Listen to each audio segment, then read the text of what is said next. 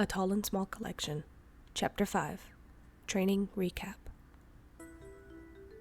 And made it, panted Dorian as he hit the back of the wall. His chest heaved as he tried bringing in more air than his little lungs would allow. Rey followed nearly 10 seconds later, his comparatively shorter legs pushing as hard as they could against the ground as they leapt through the wall cover. He collapsed on the ground, laying his arms above his head. Soren had Rey and Dorian run sprints yet again. It was the 5th time today of a dead sprint race from one side of the empty bedroom closet to the wall socket, leading them safely into the walls. It had been nearly a month of vigorous training and, thankfully, both younger brothers were showing improvement in their physical capabilities. Soren hadn't taken them outside an occupied apartment during that month, but was starting to feel like they might be ready one day very soon. The boys' fascination with the large rooms seemed less intense over the past month because of the lack of human objects. Soren was sure, however, that his brothers would become distracted with the immenseness of the human world once they went inside an occupied apartment. His brothers, much to Soren's displeasure, possessed many of their father's physical attributes when it came to speed and flexibility. They possessed quick bursts of speed but couldn't maintain that speed over long distances, like the length of a single room. They could tumble and climb, but they could only tuck and pull so far before reaching their natural limits. Granted, they were young and could be trained. However, it was going to take even more time than Soren wanted. A lot had happened in a month's time. Since the boys started their training, Soren proposed they move a little further in and higher up to prevent mice from having immediate access to them and their food. There was an incident recently with mice, and Soren had to fight them off. He managed to kill 2 of them, while the others scampered away into the walls. Soren hated to do it.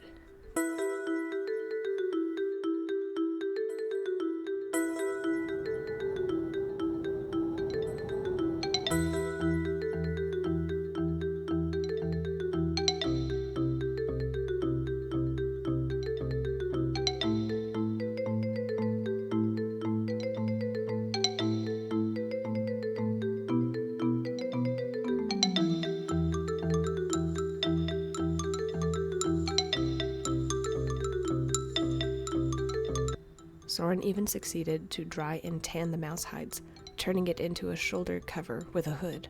This way, even if they were seen, many people would suspect they had mice running around the halls. Soren wanted to obtain a few more to have spares, but so far 2 was enough. The events of the past month came and passed before Soren's eyes as his brothers pushed themselves to their feet. Soren shook his thoughts away and smiled broadly at his brothers. He couldn't think about these things now. He had to focus on training his brothers. You both did great. His compliment was sincere, considering they had only been training officially for a month. Their endurance and flexibility were already improved by leaps and bounds, literally. Soren knelt and ruffled his brothers' hair. They beamed their youthful smiles at him. Thanks, Soren, puffed Rey between breaths. Soren stood and stretched.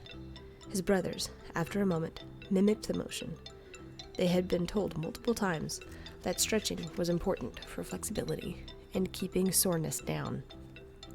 Dorian rolled his shoulders and brought his arm across his chest in a stretch. How fast can you run the whole room, Soren?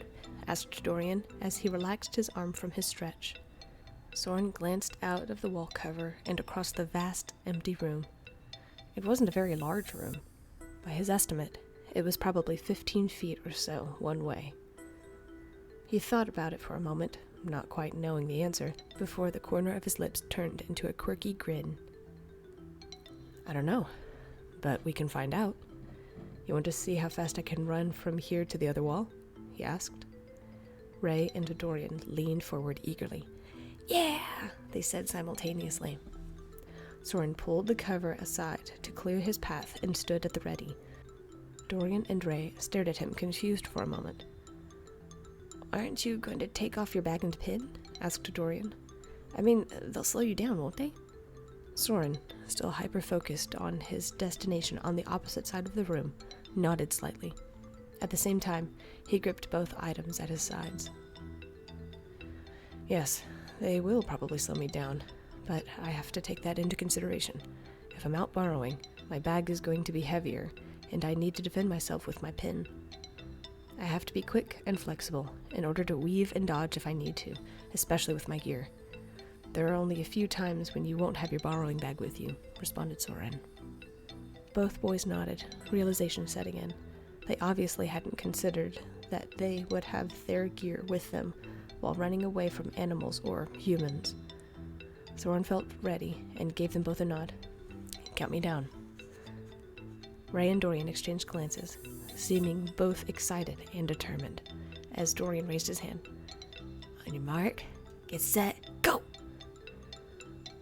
Soren dashed for the wall cover, taking an extra moment to vault over the entrance and began his sprint.